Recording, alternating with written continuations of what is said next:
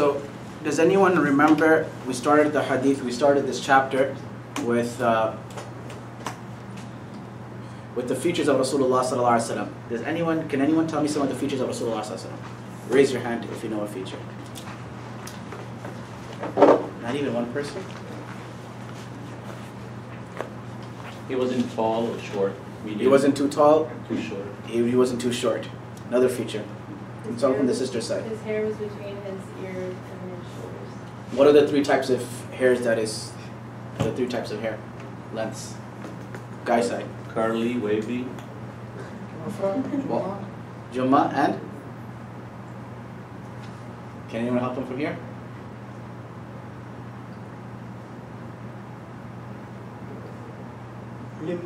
Limma.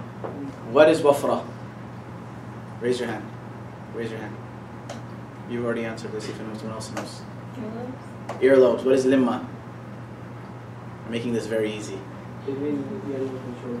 What is jumma? Shoulders. Shoulders. His see- hair was wavy. The Prophet's hair Was wavy. was wavy, okay? Not curly, not straight. Wavy. It wasn't curly, it wasn't straight. What else? How was the Prophet's hands?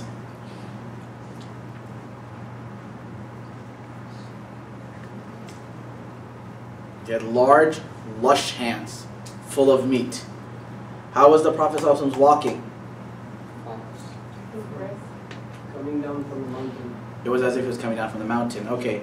The blessed seal of Rasulullah ﷺ. From the guy's side. Raise your hand. Allah, Rasul Muhammad. How does it start? Allah on top, then Rasul, then Muhammad. But since in Arab there might have been a tradition of reading from downwards, so Muhammad Rasulullah. Okay. What else did I say? I said that's the common picture we see. I said, but the hadith all say Muhammad was on top, Rasul was second, Allah was on the bottom. I said that. What do you call that? Yes? His seal was also on his, between his shoulders. How did the seal of prophethood look like from the girl's side? Size of a pigeon egg. And what else? What was it made out of? Was it a tattoo? Was it colorful? Was it green? What was it? Piece of raised flesh. Piece of raised flesh. Okay, Rasulullah ﷺ had a piece of raised flesh. That was on Rasulullah ﷺ's back. The seal was there from birth. At the time of the death of Rasulullah ﷺ, the Sahaba doubted Nabi ﷺ's death. What happened to the seal? It disappeared. Sayyidina Ibn Hibban and other Sahaba have said that Muhammad Rasulullah was written on the seal. And some others say, Sir fa'anta al-mansur, that go wherever you want, you are helped from Allah, you are assisted from Allah subhanahu wa ta'ala. In some of the narrations, we find nothing was written, and it was just to meet. So there's three opinions. Number one, Muhammad Rasulullah was written. Number two, Sir fa'anta al-mansur was written. Number three, nothing was written. So three opinions. The hair of the Prophet. We mentioned wafra, limma, jumma. It wasn't too long, it wasn't too curly. It was still his earlobes. The combing of Rasulullah ﷺ. How often did the Prophet ﷺ comb his hair? Once every 3 days, something like that. The Prophet ﷺ emphasized that a person should not constantly clean the hair, comb the hair. Not because the Prophet ﷺ is telling you to look like disheveled, but the Prophet ﷺ is saying that the idea is that it doesn't take too long to tidy yourself up. But if you're trying to straighten your hair, curl your hair, put highlights in your hair, make it pink, make it spikes, and subhanAllah, you're spending 45 minutes a day. There's some people that have a whole routine on their hair.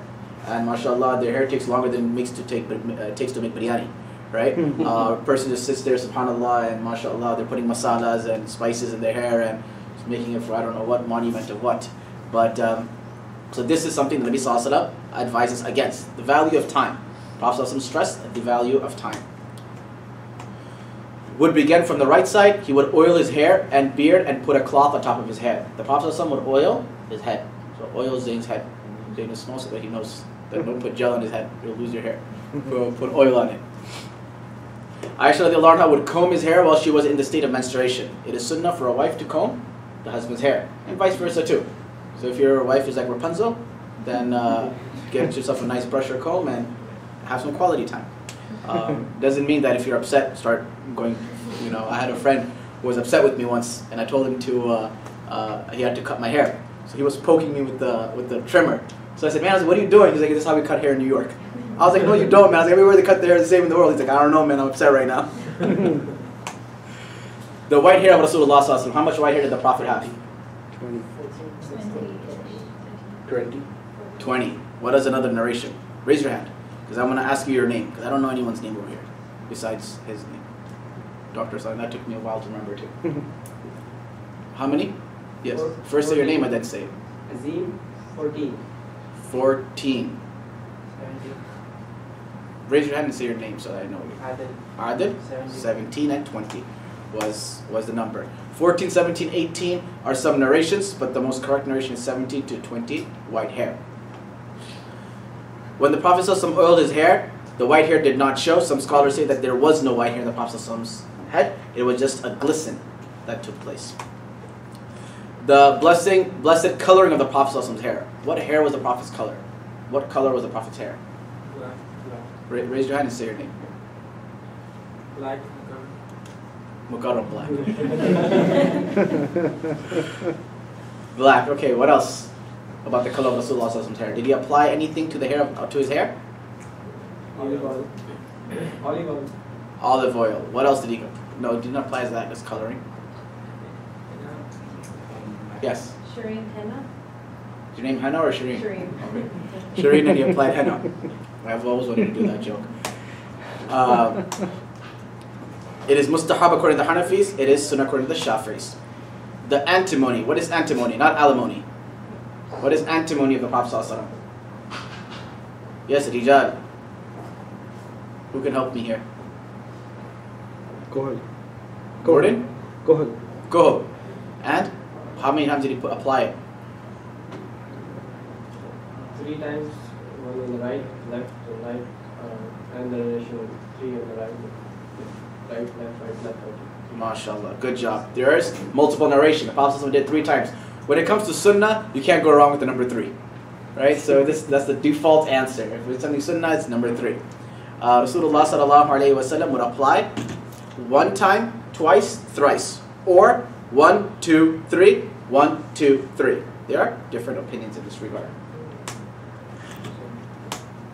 Men apply it at night, women apply it at home. To wear it outside is against the laws of Sharia for a person to beautify themselves and attract attention. The apparel of Rasulullah sallallahu alaihi wasallam. What kind of clothes did the Prophet sallallahu alaihi wasallam wear? He wore a lungi. Cloth, okay. He wore a? A lungi which wasn't stitched. Okay. And Zain, right? Your name? Mukarram. Mukarram, okay. And he had a thobe, but that was also not stitched. A thobe, just like what you're wearing. A shawl, you mean? A shawl, yeah. A shawl. That was also not. Mine is stitched. Yeah. Okay. Unstitched. A shawl. What else did the Prophet ﷺ wear? From the sister side. Clothes, this is your guys' topic. You guys should have this part memorized. Turban. A turban, okay. What else? When was the last time you see someone wear a turban? Nowadays, I've seen women wear more turbans than men. There's a new turban hijab. I don't know if you guys have seen it. That's so now the women are doing the sunnah. They said the men are not doing the sunnah anymore, so someone has to do the sunnah now. So the women are wearing turbans now. You know, and leave this story. The Prophet ﷺ wore a Roman jubba as well, which had narrow sleeves. The Prophet ﷺ's sleeves would end right at the end of his arms, because the Prophet ﷺ did not use excess clothes. He didn't use what was not necessary. The Prophet ﷺ didn't waste things. We waste our clothes. They're different on our. You see, in fiqh, to the point that when you're praying salah, if there's something dangling, it's called sadr, right? For example, does anyone have a hoodie here with those strings on them? Yeah, like those strings. When you're praying, those strings are dangling. This is makruh. There's multiple reasons of why scholars say it's makruh. One is because it's distracting, right? Number 2 is that if that piece of cloth is not necessary, I mean, obviously that's necessary to tie it, but you find people, they have on their apparel unnecessary things on there, right? Whatever it may be. And for that reason, Sharia usually tells you that, listen, don't waste anything. Sharia is very, very focused on not wasting anything. Before I forget, I need a favor from the brothers and from the sister side. I mean, there's not so many sisters today. and I think the brothers are a little less today too. But I need a favor, which is that I need a couple of brothers and a couple of sisters to go to Dr. Arsalan. We're making a video about this class. Inshallah, our idea is to take this Shomai'l class to everywhere in America. Inshallah. So we want you to be part of the reward. So if you want to be part of the reward, or part of the sadaqah jariyah for your mother, father, whatever it is, I want you to say maybe 2 minutes or 1 minute of your thoughts on the class. The Dr. Arsalan will copy and paste what he likes from there.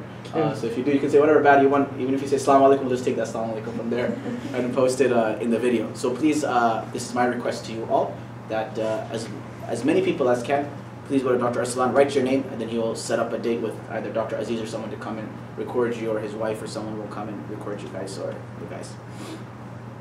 The Prophet ﷺ owned one lungi, he owned one shirt, one sheet, and one shoe. Aisha radiallahu anha says the Prophet ﷺ did not own a pair of anything. Again, he had no excess clothes. Muawiyah bin Qurra radiallahu anhu said, I came to visit the Prophet ﷺ and saw his top button open. I reached in and touched his seal. The Prophet ﷺ wore white and preferred it. The clothes, the color that he liked was white. He preferred white. And one of the reasons why I'm doing door today is because we did a lot of material, and it's important to go over it, number one. Number two is that I was pretty sure that Zayn would come. So I said he'll get a little review of whatever took place in class. Anas bin Malik radiallahu anhu says, what is he doing? He's disturbing me. The camera's not working. There's only 4 minutes left on the battery, actually. Oh, that's fine. It's a review. Okay, alhamdulillah. Today's class is a review, maybe? Today's class is a review. Alhamdulillah. Okay. Sorry. Rasulullah said, so yes, Nabi Sallallahu wore white, he preferred it. He wore a turban, he had green sheets, he had red sheets, and the Prophet Sallallahu at a time, once he had his top button open, and one of the Muawiyah bin Qurra saw it, he said, I saw the Prophet Sallallahu like this and I never ever closed my button again. Right? This wasn't the Prophet's daily habit, it was just a one-time thing. The Prophet Sallallahu preferred white, generally wore it, and always wore modest clothing. The blessed socks of Rasulullah Sallallahu. How were the socks of the Prophet? Moza. Yes, it was Moza. It was Moza. That's like saying socks is a Jorabain. They were made of leather. They were made of leather. What else? And higher than your ankle. What kind of leather were they made from? There was something specific I mentioned about this leather.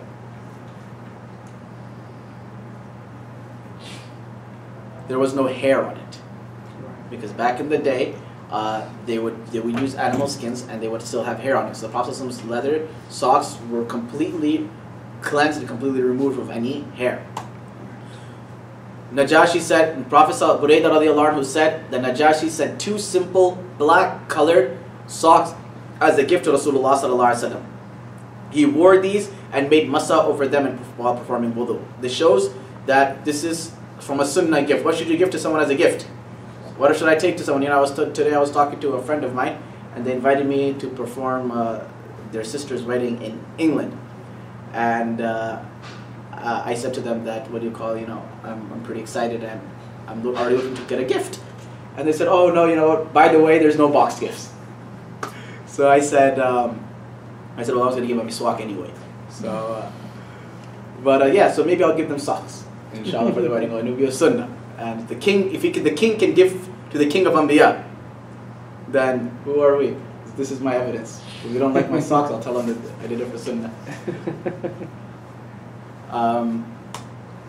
They were made of leather. The Prophet ﷺ wore the right one first. First clean your socks out first. Don't wear dirty socks. Some people, subhanAllah, when they take their shoes off, it's as if Qiyamah is coming early. So please keep your... Wallahi, one thing about my father, till this day I don't know, no one from our children, none of the children, no one from our house knows how this happens. My father's socks always have a beautiful fragrance emanating from them. Wallahi. He doesn't spray cologne, perfume, nothing. My father's socks, wallahi, we have no idea how, they always emit a very fragrant and beautiful smell. My sister collects my dad's socks. This is a fact. Wallah, we don't know. Maybe it's because of his tawafs and his umrah. But his socks, I'm not saying that they never end up smelling, but whenever I've never seen my father's socks smell in my entire life.